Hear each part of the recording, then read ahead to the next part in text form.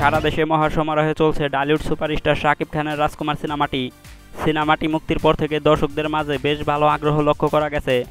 রাজকুমার সিনেমাটি দেখে অনেকেই সিনেমা হল থেকে কেঁদে কেঁদে বের হচ্ছেন।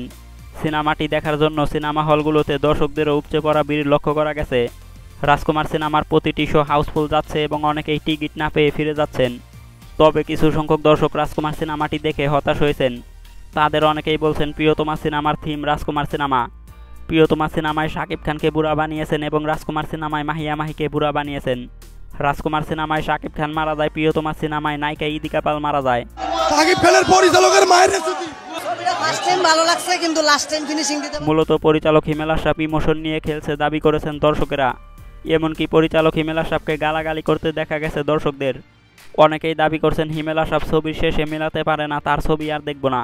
ওই সিনেমার ট্রেলার টিজার এই কারণেই দেয় নাই, যদি ট্রেলার টিজার দিত এই সিনেমা দর্শক দেখতে আসতো না।